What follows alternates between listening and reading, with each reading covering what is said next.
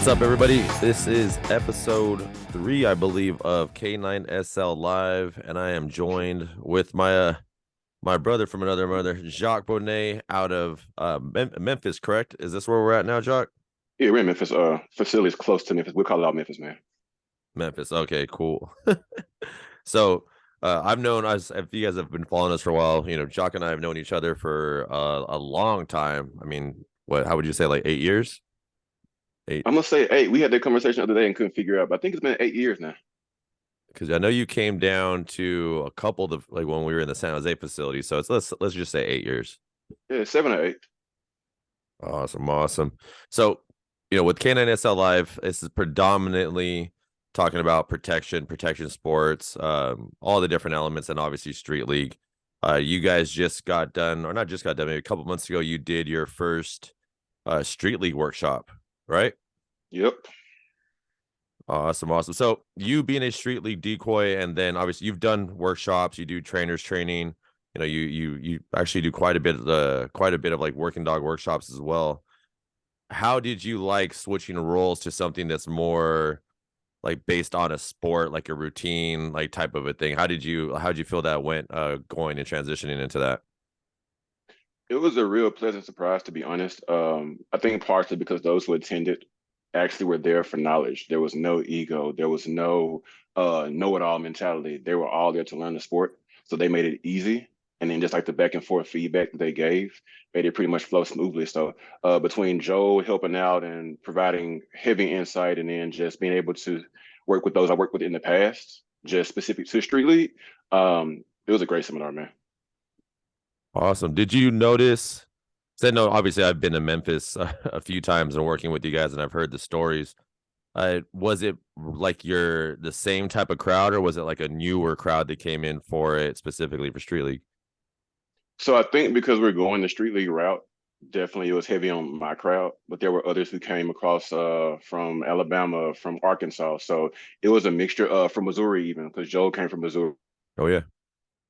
and a couple others. And two that came from Missouri, they actually would have passed had it been an actual trial. Like they do other sports anyway. So as far as just the transition over with a few tweaks, they'll have passed that weekend. Awesome. And for those who may not know who Joel is, how do you say his last name? Moder? Oh yeah, Modir. Modier? Joe Modier is one of our Street League decoys too. And where does Joel train out of? They're out of the St. Louis area.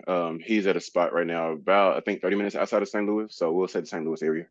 Okay, so check him out as well. He helped Jacque as well. Brian Ryan was out there too, right? He's another one of our Yep. decoys. So he Yep. was out there From too. Arkansas. So Arkansas. So that area, from what just the one thing I've always, as I've traveled, throughout the United States, and that area is pretty heavily saturated with working dogs. So I'm really excited to see how Street League develops out there. It is. PSA was kind of heavy, APDA kind of coming, more so Midwest, but definitely looking forward to bringing a different flavor with Street League. And then just those who are practicing or participating in those other sports coming over and just seeing what we're about and learning how the family atmosphere works with Street League. Yeah. We're like this one big dysfunctional family of just I didn't say it had to be functional. I'm just saying it's still a family though. true, very true. So, and, the cool thing too is that and the reason why we did these workshops in those areas with the people we did it with is because we're establishing these regions, right? And the thing with your guys' spot, and the cool thing about it is if you went to one of these workshops, you met the decoys that were out there. For the people listening, you met these guys. Let's say you met Jacque and Joel in those areas. We're actually going to be doing trials at these guys at your facilities or in the area, in your general area. So it's really important. I don't even say really important, but it would be very important if you're interested in competing and getting further in Street League to reach out to Jacque, Joel, Ryan, like anybody, Chris, Corley, Courtney Wolf, Dennis Straube, our guys here, people in these Memphis, Texas, Florida, California areas to train with their clubs, because that's where the regional trials are going to be at. Like you're going to have your own trial over there. So people who are interested in the Memphis area, join Jacque's club, make sure you're hitting them up and, getting ready for trial. Cause I mean, those are huge I was saying I asked, that's what it would be. Huge advantages, right? Because you've seen it. Like now you've been Yep. to pretty much you've been to every street league event, right? Besides the I first one. didn't do the first trial, but from that point on, I've been all in, man. Okay, yeah. So I mean, like, obviously, guys, if you're looking to compete in street league or just, kind of be a part of this culture that we're trying to develop here, and have a good time, because we'll have a variety of different things with street league as well. Besides the protection element, there's the detection side. There's freestyle B side going to be unveiled here probably next season. Um, but one of the things coming with this season and doing the regional trials is pro camp. So I know you possibilities of you not being at pro camp are fairly high, but during this pro camp, we're going to be doing the invitation only decoy cert. So before we go into what the decoys can expect for that, uh, give people the rundown of what your experience was for the decoy certification process. I mean, Mike has apparel for Street League, and all of the apparel has one word on there, and that word is RUN, is run. And just because he exercises his demons by running all the time, he feels we should run all the time. So be ready to run.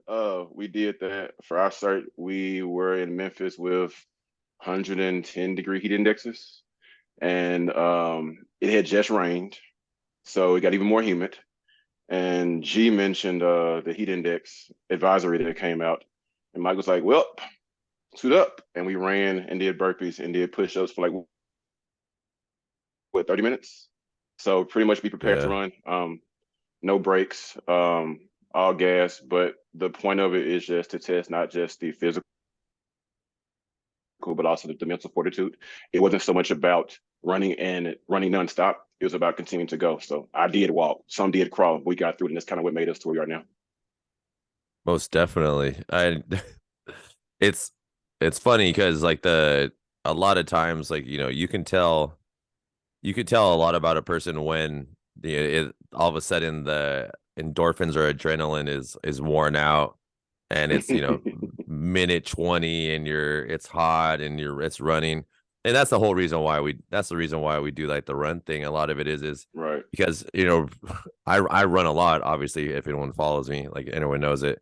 uh and it's not like I don't do it. Me and KD Matthews, like the commentator for Canine Street League, one of the main commentator for Canine Street League, asked me, he's like, one day at a Drinks and Dogs, he's like, why do you run so much, Mike? I was like, it's not because like any form of cardiovascular health or anything like that. It's because it sucks.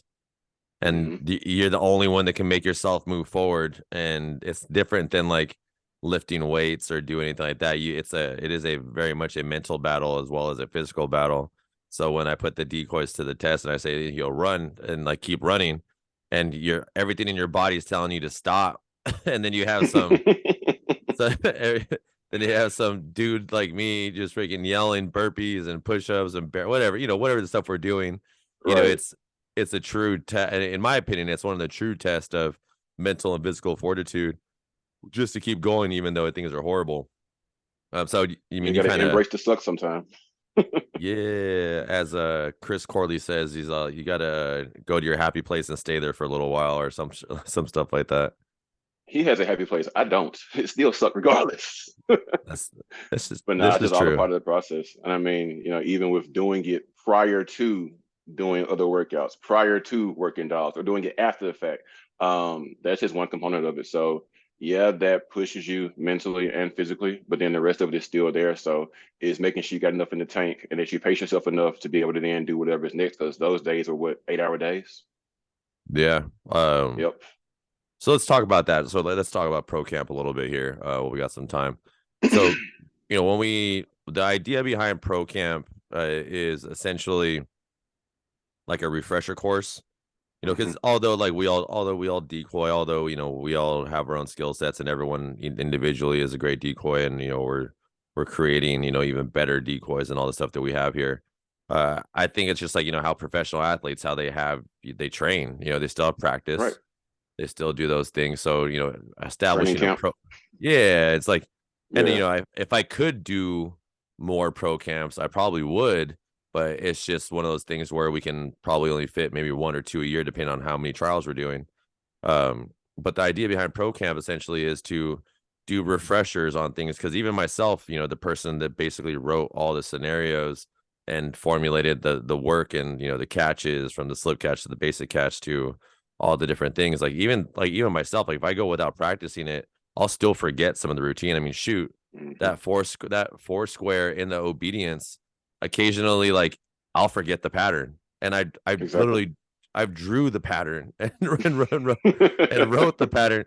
Granted, my memory isn't the greatest at all, but still, like it's one of those things. So I always find it important for the pro camps, and the cool thing about it, although you got to kind of embrace the suck, and there's a lot of working out, and then not trying to toot our own horn, but our dogs do bite relatively hard and can be a bit Oh dangerous yeah. on that sit. It's the overall culture thing as everyone doing it together. We're all Right. putting the work in. We're going over things. We're asking despite what some people may think, like it's one of those things where we do pro camp, and there may be a drill sergeant aspect to it. We still share quite a bit of the ideas when it Hmm. comes to how to make things better. It Yep. is more of an open table to progression, rather than just like, hey, do this, do that, do this, do this. It's more of like, okay, this is what we're doing. All right, okay, let's try to tweak this. Let's make this more Right. uniform. And it's the consistent effort on all parts, decoys to judges to even even some of the tech guys get involved sometimes, like the to make things better, because during the pro camp, if you guys aren't working a dog, or we're not in the classroom setting, or we're doing drills, or we're doing conditioning, you guys are getting pulled for media too. Right. So Right. there's a full element to pro camp, other than just getting the crap beat out of you. A lot of it is that, but the other part of it too is the full element of training, refreshing, Mhm. getting better at certain things that we may need to troubleshoot on, going freaking asking questions about certain things. And this pro camp particularly, because of the regional trials and doing those things, we're going to be talking a lot about how to manage clubs properly, what obedience to do, like what just things that are going to help overall camps get better, along with the physical strength, our Exactly. strength and conditioning coach Omar Lima there. So lots and lots of fun stuff. And I don't know when this is going to get aired, but we just picked the decoys for the next cert too. So Okay. How many you got? I think we got like six. I Okay. think there was a lot, but I think I sent you in that group chat. Like literally, and this is me thinking ahead. Luckily, I screenshotted some of the decoys that I saw, that I was like, man, I was like, this is gonna be like, I think this guy will be good, like, or this person will Right. be good, because the morning, or not the morning of, I got to the shop, the afternoon of, I got Yep. to the shop and I looked up the hashtag. It had gotten reported so many times that I sent you the screenshot of it, that Right. it erased all the reels and the photo, like all the All the stuff out of there. submissions. Yeah. Yeah, it erased everything, and like I guess because it went against community guidelines. And I mean, we're I will say this, as edgy as people may think we are, we're very appropriate on those channels, where And it's all safe. I mean, it's nothing out uh, of the ordinary. I thought that was pretty hilarious. I was like, I kind Indeed. of, because like me, like I can be quick to temper sometimes, but I was very I had to laugh about that one. I was like, really, the first like like we hurt some Mike, feelings who'd you that piss off bad. this time? I mean, you could probably pick some names and they'd probably be correct.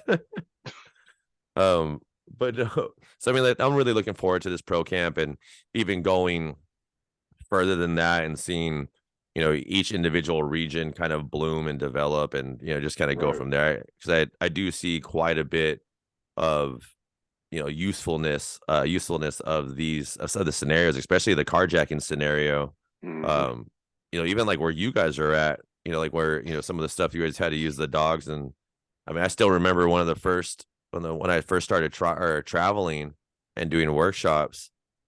I think we just I came back from New York or somewhere, and like we did like I don't know what it was, which one it was, but it wasn't like specifically like a workshop that we were doing, but like I was like a guest decoy there.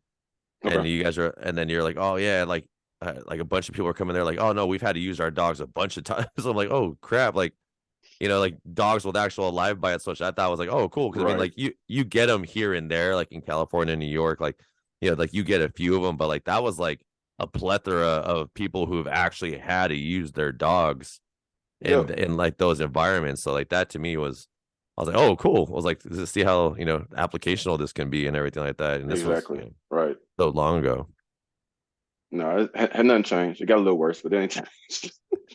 I was gonna say that it's not traveling to Memphis unless there's some gunshots. That's typically I mean, I love it here still, but yeah, you're right. Not for the faint of heart, I promise you. not Memphis is always fun. It's just always it's Nah, it's Memphis cool. is always It fun. ain't that bad for real, man. I mean, we did move to the outskirts for a reason, but we freaking Memphis a lot. It ain't that bad, man. Yeah, no, I still miss that hotel that we would stay at when before COVID, the one with the ducks in it. Peabody. Yeah, that place was cool, man. Shout out to the Oh yeah. Peabody if it's still around. Oh no, it's not going anywhere. Probably the last hotel standing in Memphis, especially Yeah, downtown. that place is pretty awesome. Um, Yep. so while we got some time here, tell everybody where exactly is. I know you got the new location. It looks awesome from everything that I've seen online and from what it took you a while to get that thing open, with all the AC and stuff you guys had to do. But tell me a little Oh about the new yeah. location and some of the services you guys are offering there now. So we did move about 20 minutes from our previous location. So we're in the Collierville area. Moved to a new building, 8,000 square feet. So we got space for different activities. Main thing that we do offer is the pet dog side. So a lot of board and trains, day training, sessions, private sessions, but we do offer personal protection. We do offer behavior modification. So pretty much everything under that one roof. And then we do a lot of training out and about as well. Awesome. Do you guys still have that location by all those car dealerships? No, we don't have that. I was going to keep it, man, but COVID and expenses got a little high, so we threw everything into this building and pretty much trying to get it right. We're not quite done with things with it yet. I know you guys did like we missed Jacque here. You have to wait for him to get back in. G, when you're watching this, obviously chop it together here.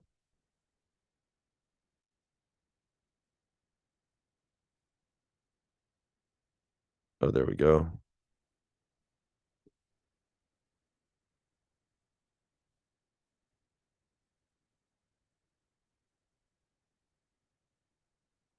So this is why we record everything, so we can edit. Man, I told you it's busy for a Monday, man. Like that's calls coming in. I'm usually off on Monday, but today was just been one of those busy days. So That's hit the awesome wrong though. button. My bad. That's a good problem to have. So G, It put it back is. up.